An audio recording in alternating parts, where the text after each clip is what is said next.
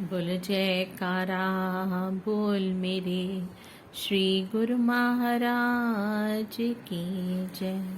श्री अमर ज्योति दर्शन ग्रंथ श्री आनंदपुर अनुशासन संदेश कंटिन्यूड। महाप्रभु जी ने उसी समय ही यह निर्णय लिया और श्री मौज को प्रकट करते हुए फरमाया, महात्मा जी, इंदौर में खुले क्षेत्र में हम जल्द ही एक ऐसा आश्रम बनाएंगे जिससे समीपवर्ती गुरुमुख प्रेमी सत्संग लाभ उठा सके तथा श्री आनंदपुर आने जाने वाले गुरुमुखों का मार्ग में लंगर व ठहरने की सुविधा मिल सके।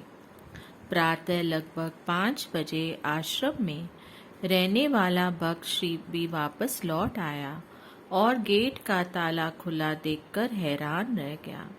उसने अपनी जेब में हाथ डाला लेकिन चाबी न मिली।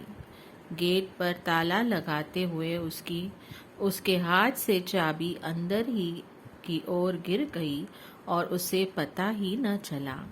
वहां पर पहरा देते हुए भक्त जी ने आवाज सुनकर गेट खोला।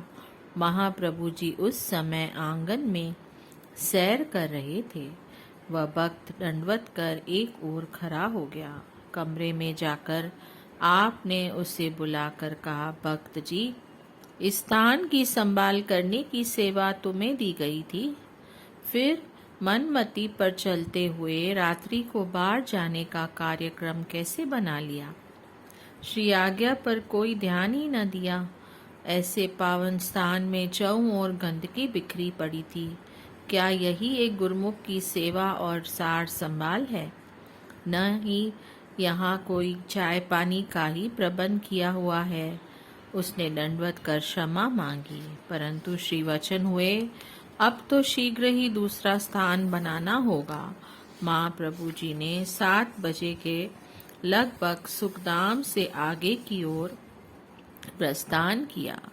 उधर दौंड स्टेशन पर श्री प्रयागधाम से प्रबंधक जन महाप्रभु जी के स्वागत हेतु आए हुए थे। आपको ट्रेन में न देखकर उस ट्रेन से उतरी हुई संगतों से पूछा कि उन्होंने कहीं पर श्री गुरुमा जी को देखा है। सबने चेहरे उतरे हुए थे। निराशजनक उत्तर दिया कि बीना भोपाल अहमदनगर में जो प्रेमी गुरुमुख श्री भोग लेकर आए, श्री दर्शन न होने से वे भी निराश होकर लौट गए। प्रबंधक जनों ने यह सूचना श्री प्रयागधाम में दी। न जाने हमारे किस अपराध के कारण श्री सद्गुरुदेव जी महाराज जी ने कहीं और जाने का प्रोग्राम बना लिया है। पहले विदेश से आगमन का इंतजार, 2 दिन यहाँ श्री दर्शन देकर श्री आनंदपुर में किया प्रस्थान और अब आगमन के समय प्रतीक्षा के लिए स्थान। संगतों के लिए लंगर का प्रबंध कर दिया गया। स्थायी शरणागत श्री शांति भवन में सुमरन ध्यान के माध्यम से हार्दिक पुकार को श्री चरणों में पहुंचाने के लिए संलग्न हो गए। पूना से महात्मा आत्म सुखानंद जी तथा श्री प्रयागधाम से भाई ध्यान पूर्णानंद जी हर समय पर हर आश्रम पर फोन द्वारा यह पूछने लगे कि कहीं आपको महाप्रभु जी के पहुंचने की सूचना मिली है। श्री आनंदपुर, अशोकनगर, बीना, भोपाल, अहमदनगर, बम्बई, बेंगलोर, यहाँ तक कि काशीपुर, सब स्थानों पर फोन द्वारा विह्वलता से पूछताछ करने लगे, परंतु सब जगह से यही उत्तर मिला कि हमें किसी प्रकार की कोई सूचना नहीं मिली। सब आश्रमों पर शरणागत गुरुमुख इस समाचार को सुनकर आश्चर्यचकित हो रहे थे कि यह कैसी परीक्षा ली जा रही है। सब एक दूसरे से फोन पर कह रहे थे कि जहाँ पर प्रभु आगमन का शुभ संदेश मिले तो हमें भी शीघ्र सूचना देना। सब जगह गुरुमुख ध्यान सुमरन में बैठकर मंगलमय सुखद शुभ यात्रा की कामना करने लगे। इस समय सेवक स्वामी प्रेमी प्रीतम के रूहानी संबंध की विशेष लीला का आध्यात्मिक रंगमंच पर अद्भुत चमत्कार हो रहा था। प्रेमी गुरुमुखों की हृदय तंत्रिका की झनकार ने महाप्रभु जी को अपने पास बुलाने के लिए विवश कर लिया और देर रात्रि तक आपको वहां पहुंचना ही पड़ा। इधर सुखधाम से श्रीकार द्वारा यात्रा करते हुए आप जैसे ही साय 7 बजे अहमदनगर पहुंचे, वहां पर लाल बत्ती आने पर कार आगे निकल गई और पिकअप को पीछे रुकना पड़ा। ड्राइवर महात्मा जी को आदेश दिया कि कार आश्रम की ओर मोड़ लो। वहां पहुंचकर आपने भाई अमर प्रीतमानंद जी को फरमाया कि पिकअप में कुछ गुरमुख जन हैं, उनके भोजन का अति शीघ्र ही व्यवस्था करो। लाल बत्ती पार कर पिकअप आगे निकल आई। काफी दूर जाने पर भी श्रीकार को आगे कहीं न पाकर वे भी असमंज में पड़ गए कि माँ प्रभु जी कहाँ चले गए। वे कभी पीछे की ओर लौटते तो कभी आगे की ओर बढ़ते, कुछ भी समझ में नहीं आ रहा था। इसी ऊहापोर में वे उरली तक पहुंच गए। आश्रम में लगभग 1 घंटा व्यतीत हो जाने पर भी जब पिकअप वहां नहीं पहुंची तो माँ प्रभु जी ने बाई जी को फरमाया, ऐसा लगता है कि पिकअप वाले हमें ढूंढते हुए आगे निकल गए हैं, क्योंकि उन्हें हमारे यहाँ आने की कोई सूचना नहीं थी।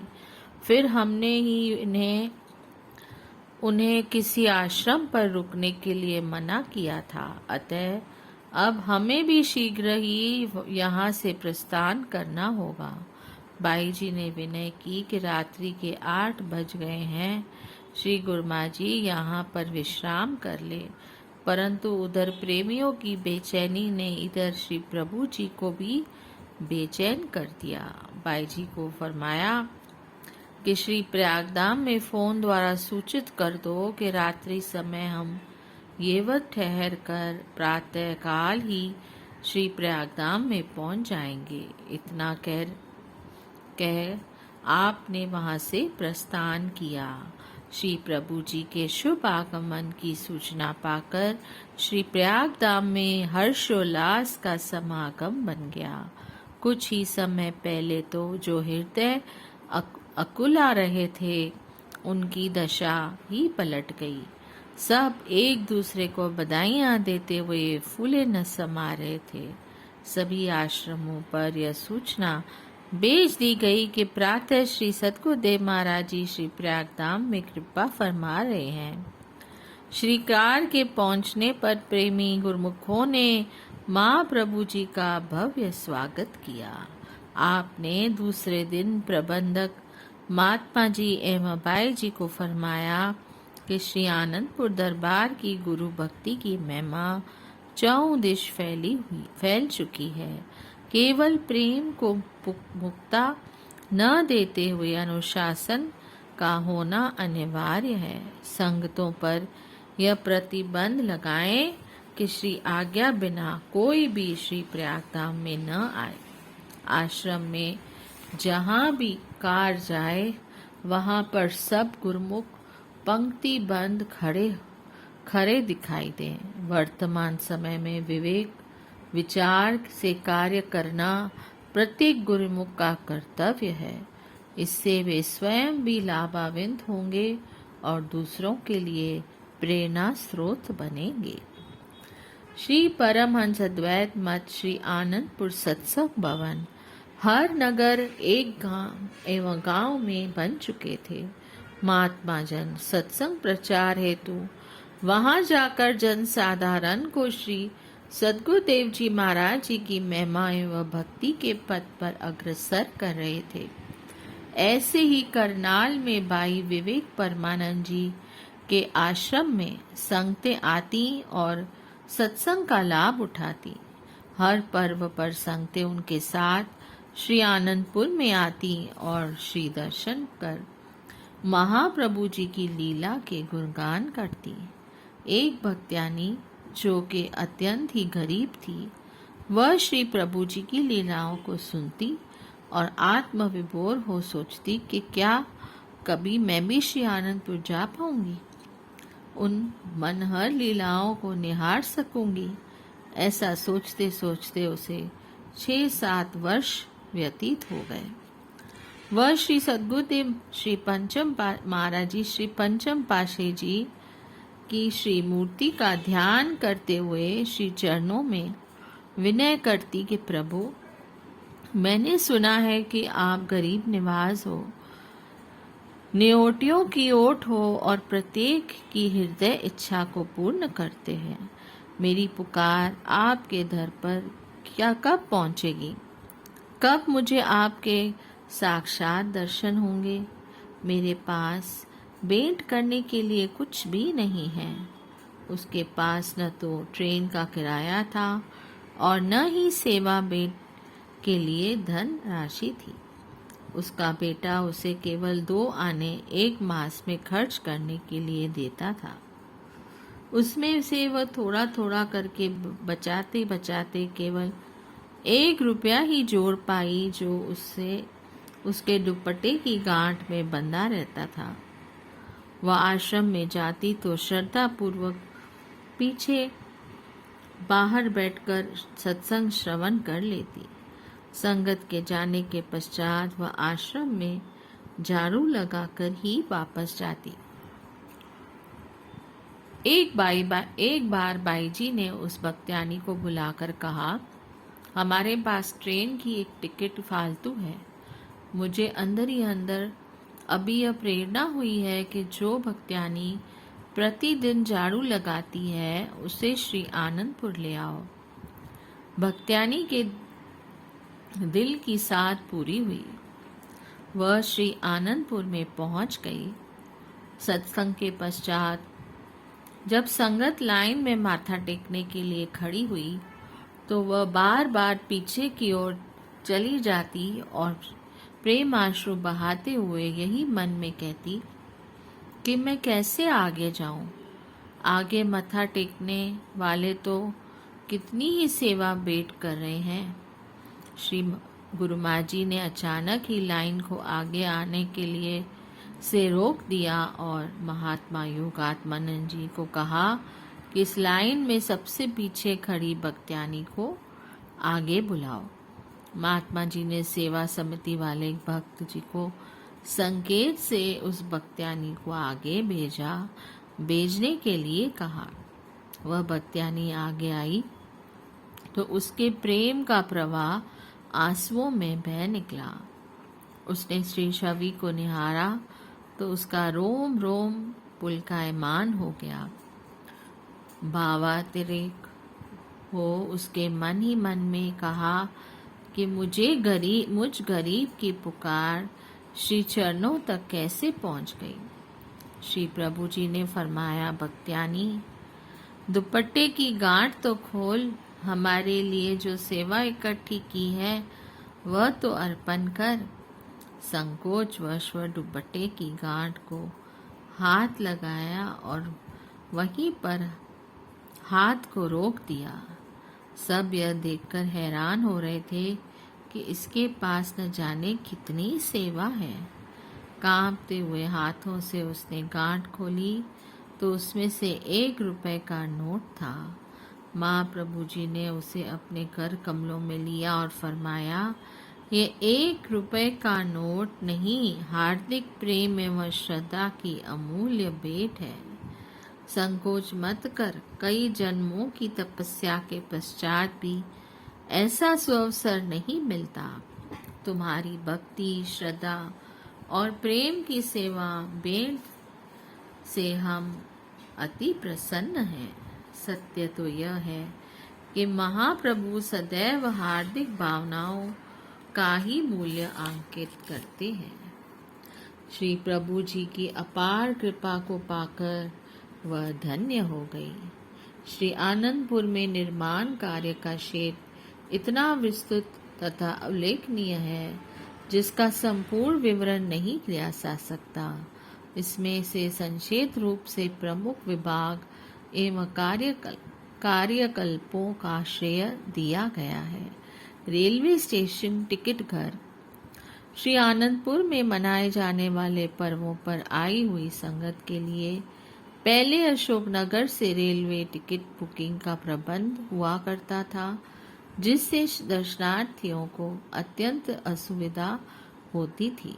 माँ प्रभु जी ने महात्मा शांत पूर्णानंद जी को फरमाया कि रेलवे विभाग के साथ संपर्क जोड़कर और इसके नियम व कानून को पास करवाकर संतों को रेलवे स्टेशन की यहाँ पर ही सब सुविधा उपलब्ध करवाओ, ताकि संगत को अशोकनगर स्टेशन पर जाकर किसी प्रकार की कठिनाई न हो।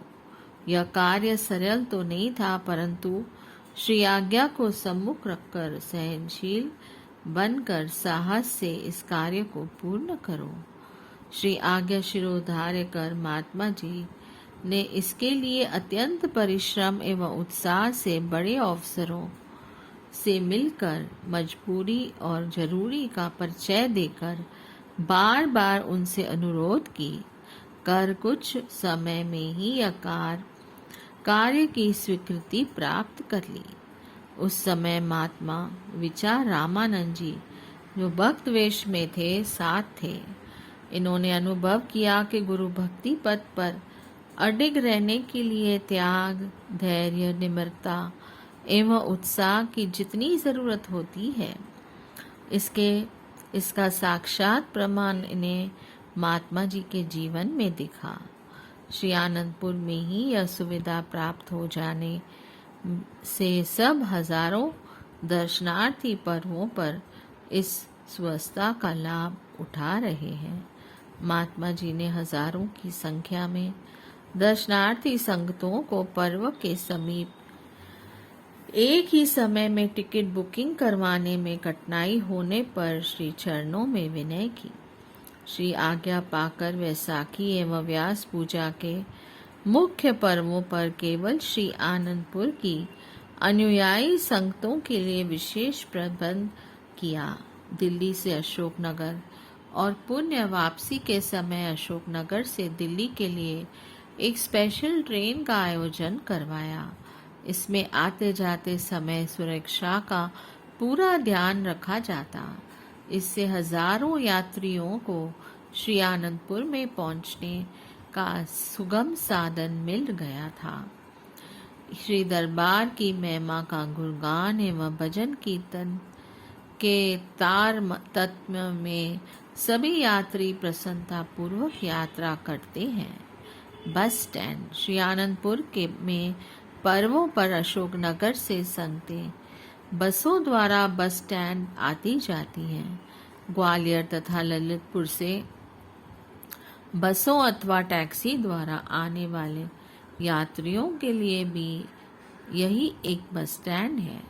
यहाँ पर गर्मी की कड़क कड़कती धूप तथा वर्षा आदि में अत्यंत कठिनाई होती थी। इसके लिए उपयुक्त स्थान देखकर पहले बने हुए बस स्टैंड के साथ ही 2 अन्य बस स्टैंड का प्रबंध करवाकर इन्हें भव्य रूप प्रदान देकर पक्का छायादार बना दिया। इसी प्रकार यह विभाग भी सेवा कार्य में संलग्न है। आपने थोड़ी ही समय में श्री आनंदपुर की रूपरेखा बदल दी। जंगल भी दिखाई देने वाली धरती पर संगतों व स्थायी निवासी गुरुमुखों के लिए रहने के लिए आधुनिक तकनीक से बने अनेक भवनों का निर्माण करवाया। आवास स्थान की पूर्ति हेतु बस स्टैंड के पीछे वाली जगह पर आलोक विहार और विवेक विहार जैसे भव्य बिल्डिंगें बना दी। यहाँ कहाँ कैंटीनों का निर्माण कर संगतों के लिए यह सुविधा सुलभ कर दी। शांति नगर के पीछे विशाल नगर और प्रेम नगर की अनेक बिल्डिंगों का निर्माण कर स्थायी निवासी गुरुमुखों के लिए आवास क्षेत्र को कई गुना बढ़ा दिया। श्री आनंदपुर में हर प्रकार की आवश्यकता को दृष्टिगत रखते हुए आपने पूर्ण रूप प्रेरण निर्माण करवाया, परमात्म पद को उन्नतिशील बनाया। बोलिए जयकारा, बोल मेरे श्री गुरु महाराज की जय। जय सच्चिदानंद।